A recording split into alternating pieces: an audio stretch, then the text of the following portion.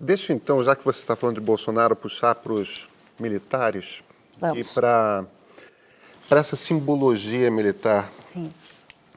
O Império acaba quando os donos de fazendas chamam um marechal para dar um golpe de Estado.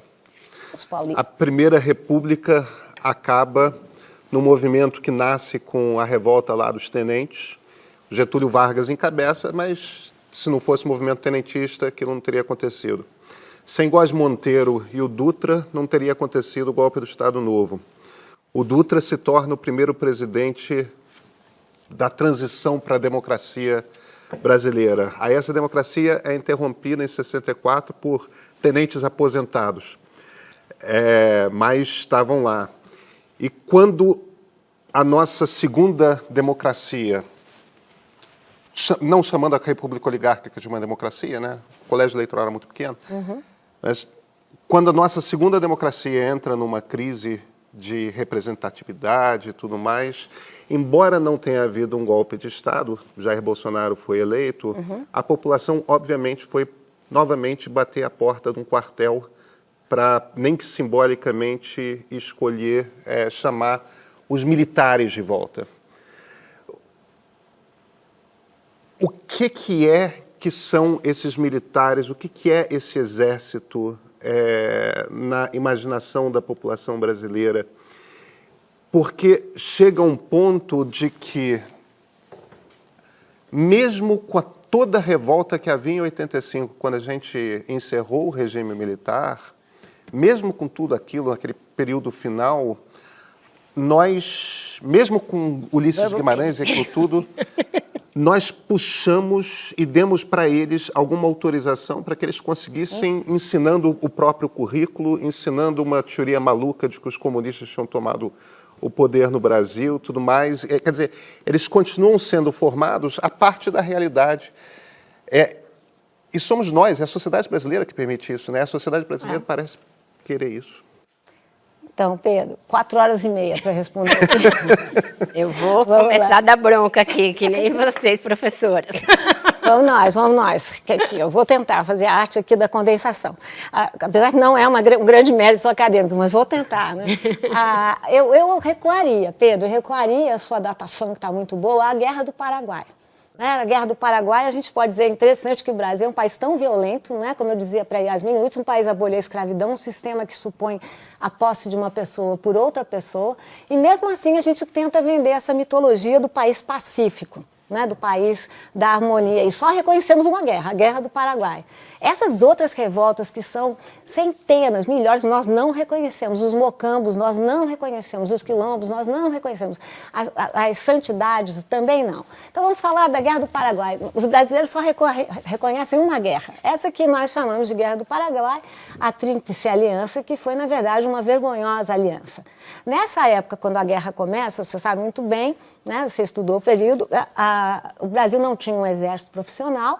Esse exército vai ser formado, os senhores vão ser chamados, muitos ex-escravizados entram, a condição era que fossem libertos. O que a Guerra do Paraguai construiu? Construiu pela primeira vez a imagem dos salvadores da nação. Isso por quê, Pedro? Porque, na minha opinião, a Guerra do Paraguai representa o apogeu e o começo da queda do Império.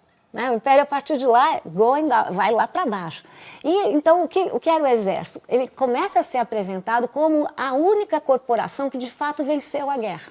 Venceu porque foi muito heróico, venceu porque depois eles passam a se recusar a perseguir escravizados fugidos. E essa imagem dos generais do Paraguai encosta no golpe da República. Golpe que foi dado por uma oligarquia paulista e que vai usar os militares como uma espécie de selagem, né? Ou seja, vou utilizá-los. E aí começa essa nostalgia dos militares que não tem lugar. É uma nostalgia totalmente imaginativa, imaginosa. Isso por quê, Pedro? Porque, primeiro, se a gente pensar, o primeiro governo militar, né, da Primeira República foi um fracasso. Tanto Deodoro como Floriano governaram em estado de sítio, né? Ou seja, vamos pensar a nossa ditadura militar. Ela entregou um estado falido, uma inflação terrível. E eu acrescentaria, tem sim a questão que você chama a atenção, dos anos 30, de Getúlio Vargas, mas que aos poucos vai tirando, né, a sua farda militar e se apresentando como um presidente civil, popular, a favor do povo, populista, e chegamos a 64. A nata de 64 é essa nata que vai sendo criada nessa ideia de Osório, Duque de Caxias, né? Ou seja, espelhada nessa ideia de missão, como se eles tivessem uma missão civilizatória que não se realiza, né? Os militares que estão no governo agora são militares todos que usaram o laboratório do Haiti. Né? Foram 13 anos em que o Exército Brasileiro foi nessa missão para impedir a guerra no Haiti. O Haiti não estava em guerra.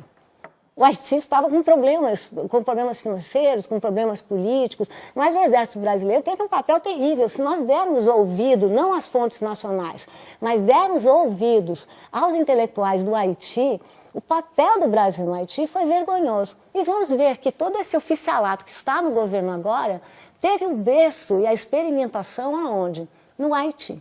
Nós vivemos agora um governo que tem, você me corrija, mas acho que são 9 militares para 22 ministros, né? Maior do que o Figueiredo, tem mais militares do que na época do Figueiredo.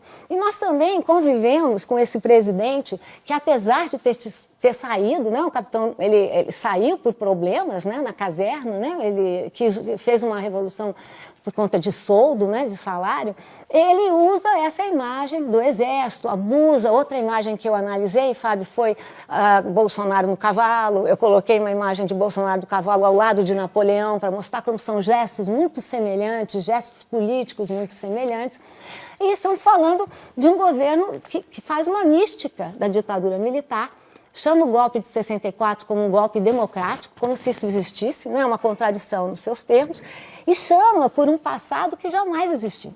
Né? Esse passado glorioso é um passado encenado por Jair Bolsonaro, é um passado criado por Jair Bolsonaro. Então, enfim, nós estamos aqui vivendo um momento muito representativo nesse sentido. E antes de terminar, só se a Vera vai me gongar, eu queria lembrar também da Operação Condor, né, que foi também uma operação feita conjuntamente com Chile, Argentina, vários países lá do cerco da América Latina, que no Brasil foi chamada de Operação Carcará, por causa do pássaro brasileiro, e que prendeu e matou, uma operação que prendeu e matou milhares de latino-americanos. Né? Então, enfim, essa mística de um passado militar tem a ver com aquilo que a Vera comentava antes, que é essa mística de um Brasil autoritário. Quando eu escrevi sobre autoritarismo, uma das minhas perguntas era, um dos meus pressupostos era mais ou menos esse, para aqueles que supõem, que se espantaram com a eleição de Jair Bolsonaro, né, eu digo logo no começo do livro, sempre fomos autoritários.